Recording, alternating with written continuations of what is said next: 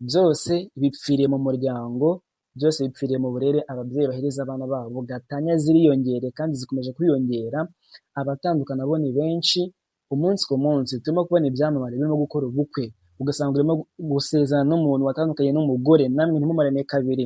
Soma ko mbabwiza ukuri rwose, ibibazo bya gatanya biriyongereye, abana bo barimo kurira umunsi ku munsi. Ntabwo nzi ngo ubahuza ninde, ntababeshye nk'uko umukuru w'igihugu yabivuze, igihugu rwose cyaguye.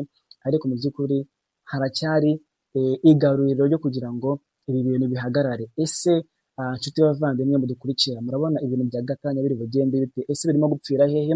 Mu kiganiro cy'uwo munsi tugiye kurebera hamwe impamvu karundura, impamvu simusiga zirimo gutera divorce ndetse na gatanya mu bantu, ariko turebere hamwe n'ingingo zadufasha kujya guhagarika iki kintu nk'urubyiruko.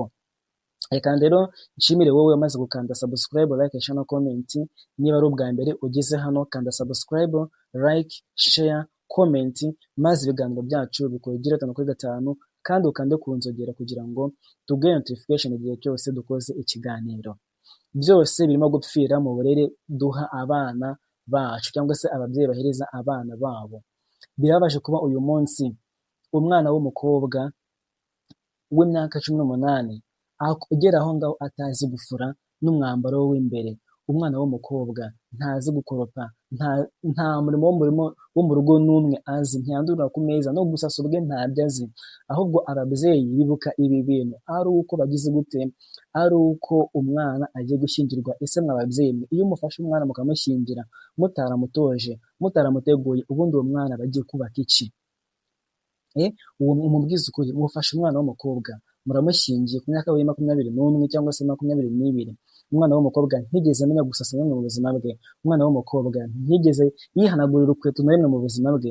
Umwana w'umukobwa donc n'imyenda y'imbere ntigeze agira gute ayifurira, gutekana byazi, kwandura ku meza ntabyo azi, ahubwo mushimishwa no kumukorera ubukwe ngo agiye kurongorwa. Ese uwo mwana mwamuteguye bingana gute? Uwo mwana, ese uwo mwana w'umukobwa ugiye kurongorwa, uwo mwana agiye hehe?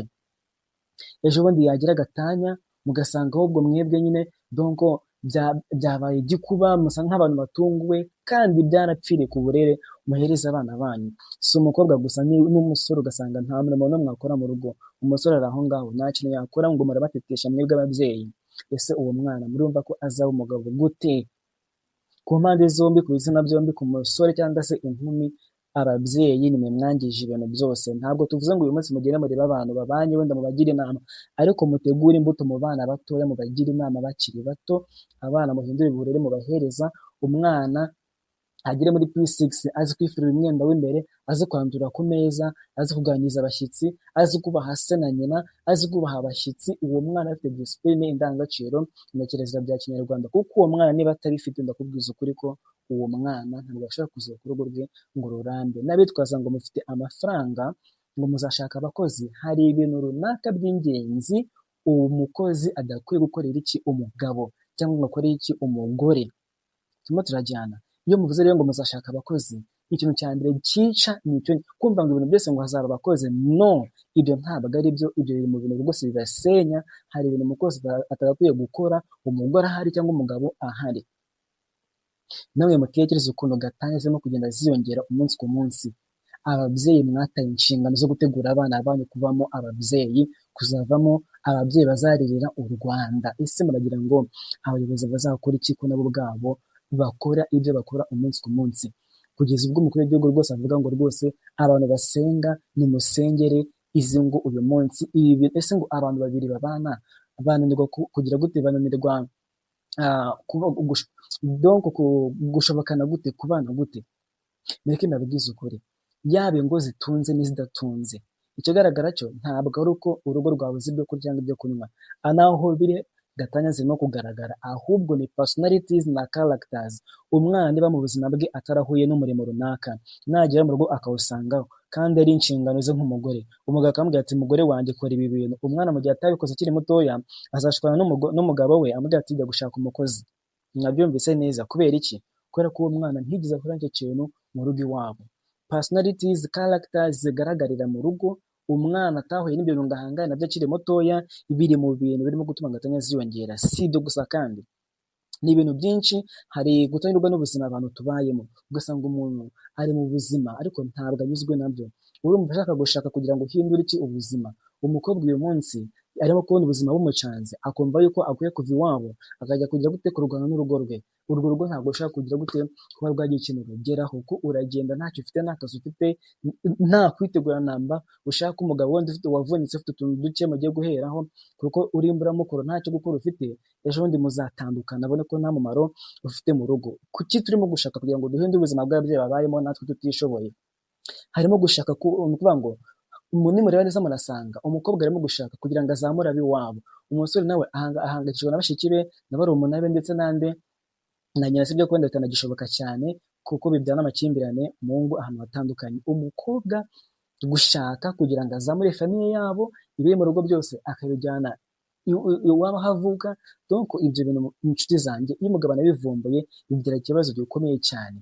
Umugabo ashaka kuzamura iwabo, umukobwa ashaka kuzamura iwabo, ni ikintu kidashoboka.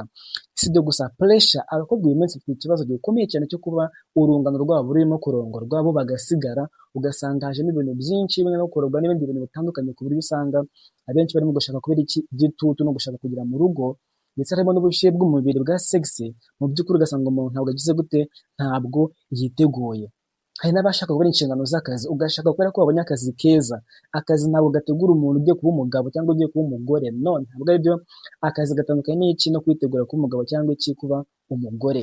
Nushaka kubera ko ari akazi, ugashaka umukobwa utakunze, ugashaka umukobwa udafite iyo mico y'indangagaciro za kinyarwanda, uwo mukobwa n'ubundi uzajya mu kazi azajya gusambana, uzajya mu kazi uzatasanga ntacyo yakoze, uzabura umugabo gusa ku izina uri aho ngaho. Ku bantu bize literature murabizi, hari uwo twita natera muri Caucasian Chalk Circle. Ni umuntu utarakundaga umwana ngo anamwonse cyangwa se ngo agiye gute, donc ukunda impiya n'ibintu gusa biri aho ngaho. Hari abagore benshi bameze nk'umuntu nk'uwo muzi Marie Antoinette wo mu Bufaransa, muramuzi, wakundaga iki? Impiya, donc agakunda ibintu bya jewelry, agakunda ibintu by'imitako n'ibiki byose n'amafaranga, ariko usanga mu rugo donc nta kintu kizima kimugaragaza nk'iki, nk'intwari y'umuntu ukunda abaturage, umuntu ukunda abantu, umuntu ukunda donc kwita ku rugo. So hari abantu babayeho muri ubwo buryo. Reka mbabwire ngo rero ibi bintu rwose mukwiye kubihagarika, sibyo? Mukwiye kugira gute kubihagarika, kwigereranya n'abandi. Mu ngo z'uyu munsi abantu barimo gushaka kwigereranya mu buzima batarimo. Nshaka kubaho nka kanaka. Reka mbabwize ukuri, no gushaka abantu mutangana ni ikibazo. Umukobwa ashobora gushaka umusore ufite viziyo, umusore urimo gukora, ashaka umugabo wakoze wagize iyo agera. Nashaka aba ari umusinzi, nashaka aba ashaje, ibyo biramureba. Ngiye icyo mpfa nuko mbona ikimbo n'umugabo. No, ntabwo ari byo. Twere kwihambira ku bantu batadukunda. Uri umukobwa wihambire ku musore utagukunda, uwo musore muzabana gute kandi afite undi muntu akunda ku ruhande? Nubona bari kumusagira gute, uzagira ifuhe. Ibyo bintu bikwiye kujya gute guhagarara. So reka mbabwirize ukuri rero inshuti zanjye, ababyeyi, muvugurure uburere muhereza abana banyu, mubatoze gukora bakiri bato, mubatoze imirimo yo mu rugo bakiri bato. Nubwo mwaba mufite abakozi, abana banyu mubategure, mubatoze imirimo bakore. Umwana amenye gufura, umwana amenye gukoropa, umwana amenye guteka, umwana yubaha abantu bose. Izo character zigaragarire mu rugo kugira ngo zimutegure kuzavamo iki, umugore ubereye u Rwanda, umugore uzarira iki, igihugu uzarira u Rwanda. Mubatoze discipline. Umukobwa utubaha se, ntubahe nyina, ntubahe bashyitsi, uwo mukobwa azubaha umugabo we gute? Ntibishoboka. Iyo mirimo nayo ituma umukobwa aca bugufi akabasaba. Donc uwo mukobwa akagira gute, akubaha umugabo we. Discipline mujye gute, mukwiye kuyongera, mukwiye kugira uruhare mu mahitamo y'umwana. Mugomba kwitonda. Birababaje ko uyu munsi abana barimo gushakana, ababyeyi batabizi, ugakunda umuntu ababyeyi batazi aho avuka, batazi imico ye, batazi iki. Abana namwe urubyiruko mwitonde. Gushaka umukobwa utazi iwabo ngo mwahuriye mu mujyi, mwahuriye mu kazi, mugahita mukundana mugashakana, ukajya kumwereka mu rugo, ni amakosa mabi cyane. Mwereke ababyeyi banyu abantu mukundana. Ababyeyi namwe mufashe abana banyu mu mahitamo, mwibabuze abo bakunda, ariko mubereke ikibazo gishobora guturuka cyagira gute, cyasi n'umuryango wabo. Niba hari n'umutima ubabwire ngo muzitware gutya na gutya. Ikindi, nyuma y'imihango y'ubukwe mujye gutwikurura, mugende mutwikure kuri tente, mutahe. No, mumenye aho abana bataha. Nibagira ikibazo muzagira gute, muzabatabare, bitabaye ngombwa ngo mujye kurangisha. Mumenye ngo ese abantu, kuko turimo gutakaza imbaraga nyinshi mu bukwe, ariko ugasanga mu by'ukuri ntago twizigamiye nk'umuryango. So rero tuvugurure uburere duhereza abana bacu, disipurine no kugira uruhare mu mahitamo y'abana, tubasengere, dusenge umunsi ku munsi, dusengere umuryango. Mukande subscribe, like, share na comment. Murakoze cyane.